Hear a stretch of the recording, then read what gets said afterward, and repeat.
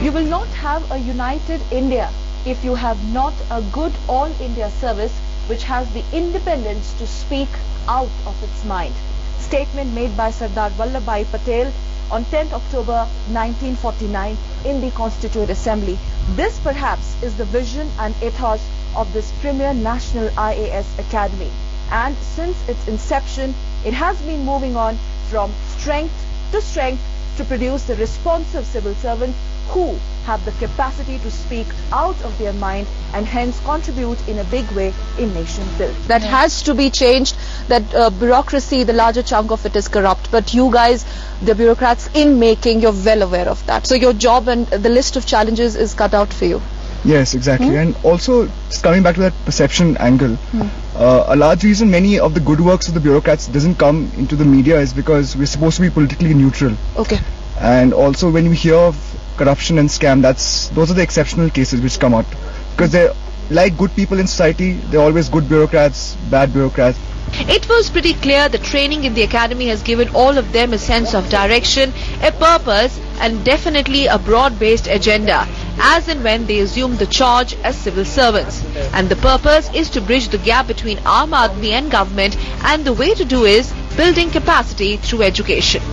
My take is that education is the most important thing. With education their capacity will be built. And then they won't be requiring that help from the government. They will be self-sufficient. That is more important. Like first we give them help, but we try to give them help so that they don't need any help later on. So that's what the government should aim at. After capturing the extensive training sessions on camera, we were left with questions. Who is a good bureaucrat? I would say everybody who follows his duties and is rightly spirited to serve the nation as a good bureaucrat, and the attempt of the academy is to make every one of us that. But while in the way, if somebody runs amok, it's also the responsibility to get him back without criticizing him to the, to such an extent that we lose, I think the attempt is to get him back in the streamline rather than just ostracizing him to the death. 1:30 to 2:30 is the lunch break, and as I'm sipping my hot cup of tea, this officers' mess will be stormed by officer trainees for the lunch breaks. But I have been told that in the academy there is much more to these lunch breaks than the sumptuous and healthy meal served. Let's talk to some of these OTs and find out what is so special about these lunch breaks in the academy. After at least 4 hours of rigorous group discussions and brainstorming sessions, lunch break is the next best thing the OTs are waiting for. And much to our surprise, there was more to these lunch breaks than the appetizing meal on menu. For the OTs, the meals are just a way to get together, time to bond, and for some, dining hall is no less than a family as well, and for some, no less than a reminder of their college days. Meals are just a way of getting together, These tables are nothing but like our mini homes. We just expect when the lunch break will be so that we can get along with the other section people, and especially with the other people who have left. Since the foundation is over, we really miss our police service friends and foreign service friends who have left us, and forest service people. Otherwise, this entire place used to be fully packed, and we used to discuss about everything like college days. So this is not just the meals, but the bonding that we had during the lunches. That is like the great thing about mess hall, at least. And we caught up with this probationer, and this is his first day in the academy. Half a day is over. Classes are as usual like our college days. Not much different, but the environment is somewhat good. The climate and the environment of the academy, and of almost people from different states. So this is somewhat interesting.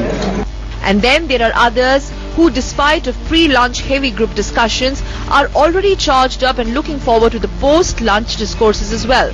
Although they are candid enough to admit that post-lunch sessions are a bit of a challenge. So what's your next session lined up after this heavy lunch? Are you looking forward to the next session? To be candid enough, I would say those are sleeping hours, afternoon nap. So most of our guest lecturers who would come, they would also, the lecturers would know that this is the nap time, so they are prepared, and they would just put some kind of anecdotes from some interesting things so that we are awake. It's the most awaited because we most of our friends are in different sections, so we get to meet them. That is the best part of lunch. We get to meet them, we get some gossips and all, and we interact heavily in lunch. So because breakfast we have very heavy breakfast, so I don't think for the food part is not the highlight of lunch. It's the interaction part which is the highlight. Amidst our shoot in the academy mess, we also met Kaka, who is more than a family to probationers. The most special thing that stands out about Kaka is that he has served the academy for more than 4 decades, and this happens to be his first home. काका, आपको इस academy में 40 साल से भी ज्यादा हो रहे हुए काम करते हुए, एक छोटे से कैंटीन से इतना बड़ा मेस, इतने साल। मैं 40 साल से करीब गए, मैं 1972 में यहाँ लग चुका था, तो कुछ दिन तक तो मैं दिल्ली वेज में किया, उसके बाद ज्यादा नहीं किया, करीब 6 साल से मैंने किया होगा, बाकी परमानेंट जॉब मिल गई। आपने अफसरों की इतनी पीढ़ियां आते देखी, जाते देखी, कैसा लगता है आपको? ठीक लगता है। काफी लोग जो थे, जो मेरे सामने के जो अफसर थे, जिनको ट्रेनिंग करा वो काफी लोग इनसे फिर बाद में खाना खिलाते थे, खिलाए गए, वो डायरेक्टर वगैरह बनकर अपनी पोस्टों में और भी जाते, मतलब बड़े सब आपको प्यार से काका बुलाते हैं। अभी भी मतलब उसी चार्ज से चलते हैं उनसे, चाहे कितना भी बड़ा अफसर। मतलब काका तो नहीं बोलते वे लोग, लेकिन अफसर ही करके जैसे मतलब बोलते हैं वैसे ही वो बोलते हैं, बड़े प्यार से हर आदमी अच्छे तरीके से बोलते हैं। अभी भी जो अपना अफसर आ रखे हैं यहाँ पर डायरेक्टर परमवीर सिंह साहब, अभी बड़े जब भी मिलते हैं एकदम मतलब करीब में लगा के बात करते हैं। पुराने अफसरों में और नए अफसरों में कुछ फर्क लगा आपको, जो आजकल की नई पीढ़ी के बच्चे आ रहे हैं या पुराने अफसर? इतना तो थोड़ा सा आइडिया है कि आप लोगों को भी कि पुराने में नए में तो अंतर होता है। जब हमने खुद इतने में नए में और पुराने में, जो हमारे से छोटे बच्चे हैं वो तरीके से बातें करते हैं, और जो और भी बराबरी की वो हमारे हिसाब से अच्छी बातें करते हैं, थोड़ा करते अच्छे है, वैसे भी बच्चे भी अच्छी बात करते हैं, लेकिन उनके कुछ बोलचाल अलग से है, हमारे कुछ बात। Second day in the academy, and it's time to move on to training beyond classrooms, and this meant village visits. The highlight of the foundation course is the village visit. We decided to accompany the OTs to one such village visit. Well, it's 8 a.m. in the morning and it's pretty chilly here out in Mussoorie, and the academy is almost some 4 to 5 kilometers away from this spot. And the team of Young India accompanied some of the OT groups or the officer trainee groups to their village visits, and one such village is this, which is called Vekuli Bhatta. The village visits form an integral part of their IAS course curriculum, and the OT define these village visits as the defining moments of their training. Why? Because herein they get to not only interact with the villagers, they get to meet the real people, confront real issues, in fact see life from close quarters. For the officer trainees, academy has been the experience of the lifetime, where the officer trainees are exposed to many layers of public life. OTs go to villages to know more about the rural environment by carrying out research on different aspects of village life. I had already a background of village, but going to the Uttarakhand village, it gave me a lot of experience, and while we talking directly with the peoples, like lot of inputs they had given us regarding the landslides, etc., routes, connectivity. So these things are. I am from a completely non-rural background, and it was eye-opening, and we saw that there was no electricity, no telephone connections, and I really wondered how did these people live, and they were so satisfied with their lives. Of course, they had their own problems. There were problems of non-issuance of BPL card to the families who were really BPL, and there was non-payment of some kind of when disaster struck their huts or whatever, it has broken their homes. So the compensation was not paid on time. So there were a lot of problems. But these people, we really got to know that how these people lived. We take certain things so much for granted, and they were not there. And that perhaps has given you more work, as in the agenda, when and on you will get on field, start working. Now you know what you have to do. Yeah, it was the community service, on the lines of community service. Yeah, exactly. It was a very good experience because it gave us hands-on experience on what the problems of the people are, and we've talked to various village functionaries like the Pradhan, the Panchayat, the ladies in the village. So definitely, India is a diverse country which has many problems, but villages have their own set of problems. So when we go to the field, it'll be much easier for us to then, implement these programs. And the one takeaway I think from the village visit was that it's so important to go and talk to people, reach out to the people, because once you do that, then half the problem is solved. Once you talk to them, and we found out that the district administration, they don't really reach out. So if we can make that kind of change and reach out to the people, The thrust of this National Academy of Civil Services is the training imparted. But what is also significant to these training is the faculty that imparts this training. The faculty consists of most qualified professionals from various walks of life. I think guest lecturers are usually specialists. You must have seen for the couple of days that you have been here. They do bring in a lot of experience and a lot of knowledge, and I myself feel, the kind of intellectual inputs that the guest lecturers have been given to us, they are something which will really make a lifelong influence. One is obviously the theoretical knowledge which we are getting from here, but more important is as you were saying, time management and awareness of various ethical, moral issues. Like we had a session today about it, and till we come here, even though we know there are a lot of issues involved, we don't really think about it at the dimensions and depth.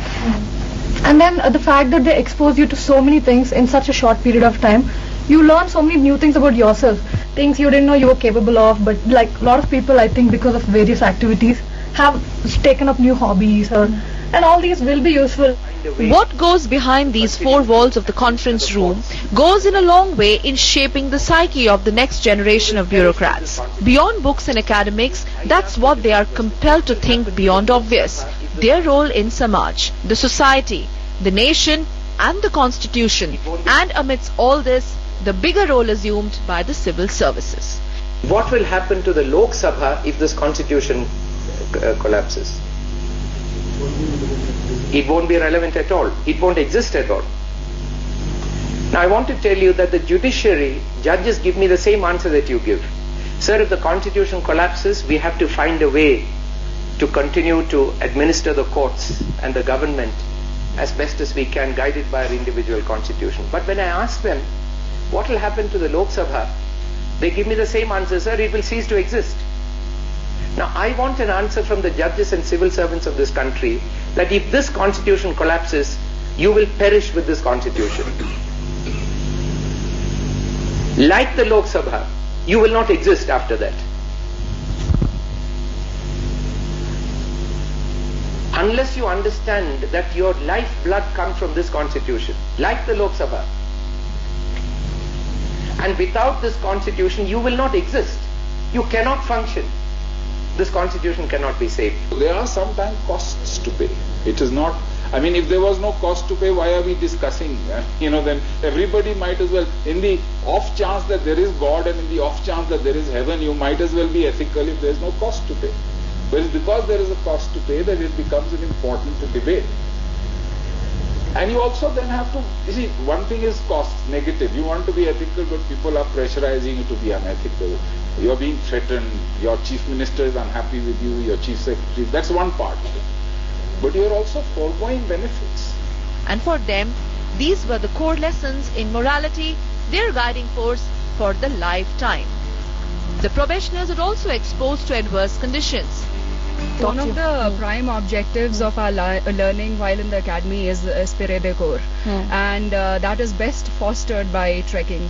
While we go for trekking, we just go as strangers, but when we come back, we are like super bonded family, and we come back as one. And that, as she told, that we still miss our friends who have left for their respective academies. So trekking, not just in terms of bonding, there are other things which we learn. It's just not bonding with our friends; it's also bonding with our larger society, which generally remains untouched.